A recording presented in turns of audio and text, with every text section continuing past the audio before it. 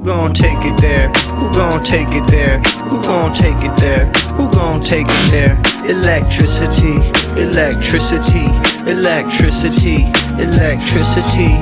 You know what's in the air. You know what's in the air. You know what's in the air. You know what's in the air. It's possibility. It's possibility. It's possibility. It's possibility. All right, so in the day or so after Democrats caved on the shutdown, allowing the government to be reopened, essentially allowing a procedural vote to go through to get past the filibuster so that Republicans can now reopen the government and also continue about the business of passing this budget bill that they're trying to pass. The Democrats are now engaged in a vociferous debate about what's going to happen from here. The party at large is pissed at Chuck Schumer and leadership. This seems like it was kind of a final straw for a lot of people who had the sense that Democrats weren't fighting enough, but didn't quite have enough energy to muster a real establishment critique. Whereas now you see more of those type of voices that tend to side with the establishment side of the Democrats, are now openly calling for Chuck Schumer to be removed or some other kind of reckoning within the party. So in the course of those conversations, Mr. Bernie Sanders went on Rachel Maddow's program on MSNBC to talk about this shutdown. I thought it was interesting that she had him on as opposed to Chuck Schumer. He is emerging as sort of a bizarro Chuck Schumer, much better at messaging, much more favorable with the people, still one of the most popular politicians in the country, and yet has virtually no power. So here's the conversation that he had with Rachel Maddow about this shutdown fight, Democrats caving, and what happens from here. Joining us now live from Washington is Senator Bernie Sanders of Vermont. He is one of the senators who is opposing this deal. And with an exclamation point, Senator, it's good to see you. Thank you for your time. My pleasure. Let me just get your reaction to this vote tonight and tell us why you think it happened tonight the way it did. It is a terrible vote. What it will do, Rachel, is raise health insurance premiums that are already sky high. It's going to double them, in some cases triple and quadruple them. It's going to pave the way for 15 million Americans to be thrown off of Medicaid. 15 million people. Studies suggest that when you throw low-income and working-class people off of the health care they have, some 50,000 will die unnecessarily every year. 50,000 people will die unnecessarily. So this was a terrible, terrible piece of legislation. Democrats, as you've just indicated, had the wind at their backs. They came off an extraordinary election. We came off last month having 7 million people coming out and say, no kings in America. And what we lost in this vote is not only the suffering that's going to take place with people can't afford health care. You're going to have a president who says, see, I always told you, the Democrats are weak, and yes, I'm an authoritarian, I want more and more power, and you can't stop me. That's what this vote was about. I think a lot of people who agree with you on the substance here, Senator, may be torn tonight between sort of righteous anger at the Democrats who chose to give up their point of maximum leverage and to cave, as you said, to reward Trump for what he's done around the shutdown, to reward him for the pain and the cruelty with which he foregrounded his actions in the shutdown. But they may be torn between that anger and feeling like Democrats fighting each other right now is the last thing we need. We have such a threat to this country, to the existence of our democracy as a country.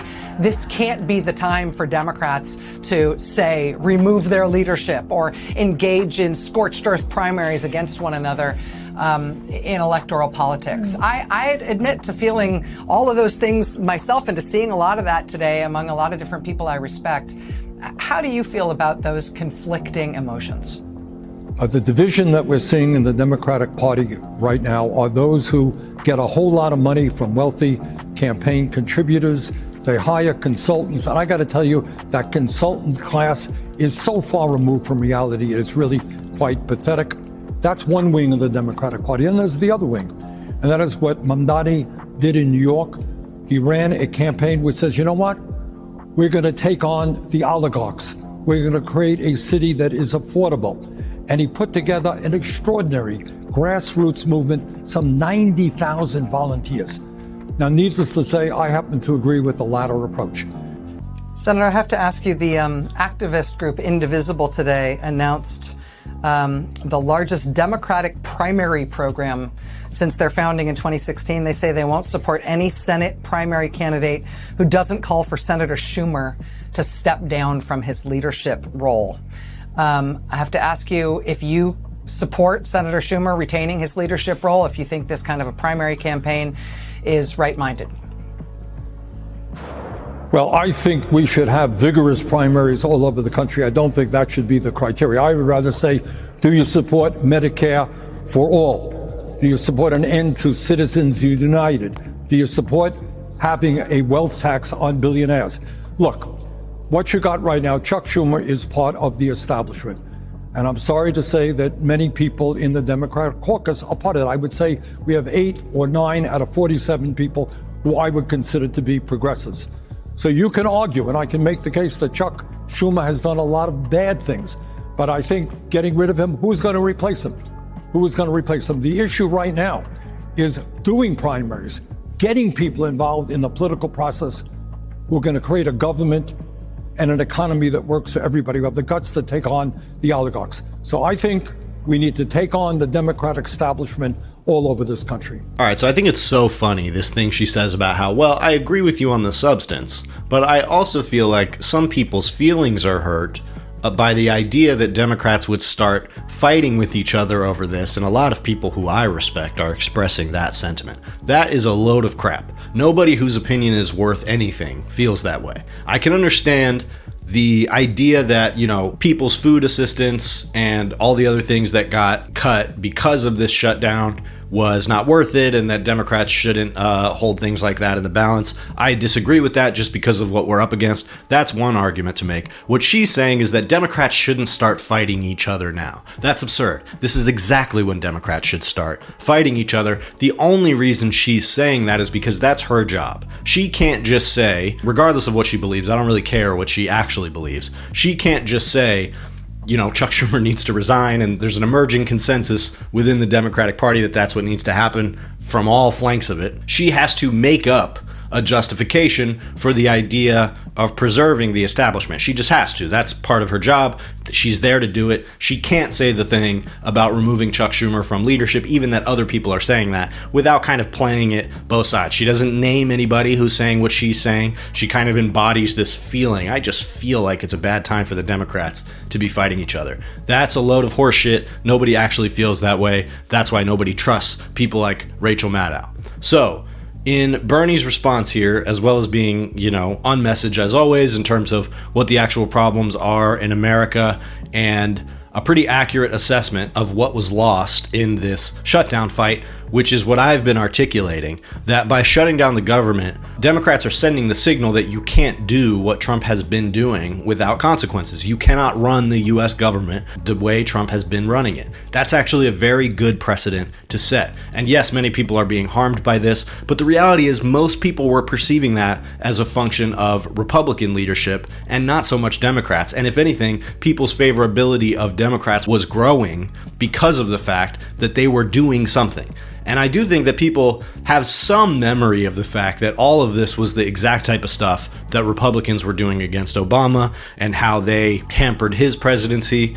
So people understand that it's an effective way to fight against a party that's overreaching. By shutting down the government, it's the only leverage Democrats have. So by giving that up, they've rewarded Trump for punishing the people of America, and they've allowed him to continue doing what he's doing. And the next time this happens, he's just going to bet on the same thing, that Democrats are going to cave eventually. The only viable option for them was to not cave. That was the only thing that was going to actually change the situation. So I went over in detail in the last episode why people voted the way they did. It was clearly a matter of Chuck Schumer deciding that certain Democrats that are not up for re-election and possibly retiring or aren't running again are the ones who were the best options to take the fall for this, because that allowed people like Chuck Schumer and Hakeem Jeffries to come out and say they were against it, But really, if Chuck Schumer was against this, he could have prevented it from happening. And if he couldn't, then what the fuck is he doing in leadership?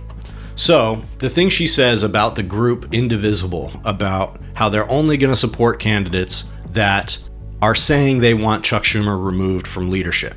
And that's a good start. This group has not had a terrible amount of luck with candidates that it has endorsed, at least not recently. In 2018, they definitely played a part in Democrats winning back the House during Trump's first presidency. They also possibly had an impact on Republicans' failure to repeal the Affordable Care Act. They do a lot of disruptions, town halls, and that sort of thing. And so it's possible that this group will be instrumental in the 2026 elections. But like I said, as of recently, their candidates don't have a great track record.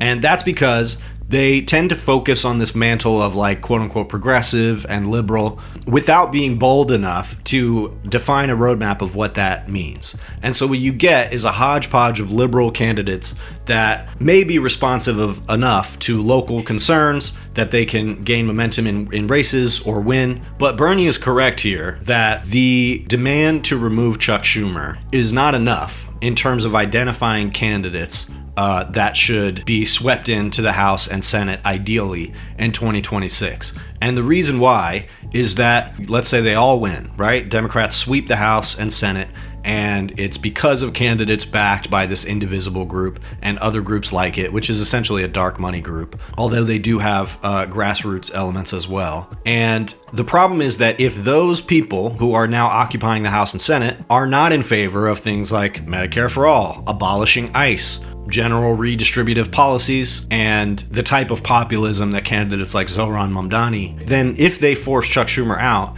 the person that replaces him is not going to be any better. And this is exactly what happened with Hakeem Jeffries and Nancy Pelosi. We were arguably better off with Nancy Pelosi than we are with Hakeem Jeffries because at least she was an effective political maneuverer, which Hakeem Jeffries is not. So this is a perfect example of the liberal flank of the quote-unquote grassroots movement. This is essentially an establishment group. And by propping them up and giving lip service to the idea of replacing Chuck Schumer, but not to fundamentally changing the dynamic of what Democrats in these chambers of Congress talk about, Rachel Maddow is essentially trying to prop up a situation where even if Chuck Schumer does get replaced, nothing fundamentally changes within the Democratic Party. That's the difference between what she's saying, and she's not even saying she supports this Indivisible thing, but there's a reason she's bringing it up. It's because this is as far as a program like MSNBC can go in introducing their viewers to a meaningful challenge to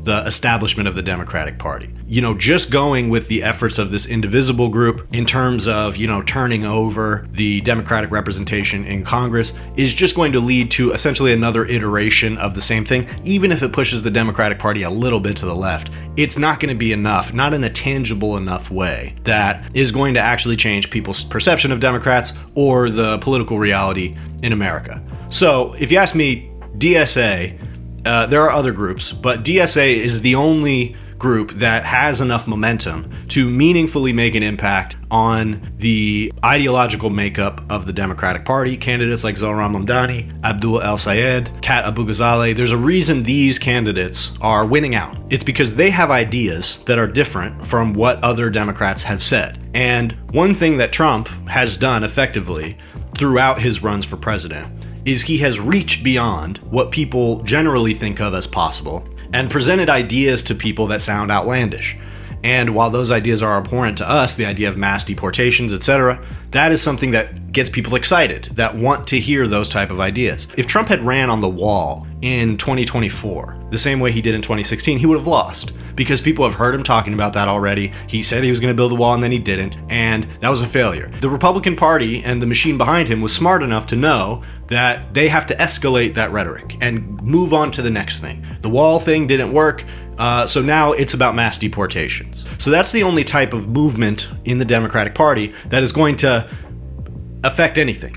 And some people will say Democratic Socialists also aren't enough because they're working within the Democratic Party, and that's never going to get anywhere. And there's some validity to that argument. However, what Bernie has floated in the past and seems to be kind of still holding on to, although he doesn't talk about it as much as he talks about other things, is the idea that some of these candidates need to run as independents throughout the country. Because as of right now, the way the House and the Senate is set up is there's a Democratic caucus and a Republican caucus. So even to the extent that there are independents in Congress, they got a caucus with one of those two.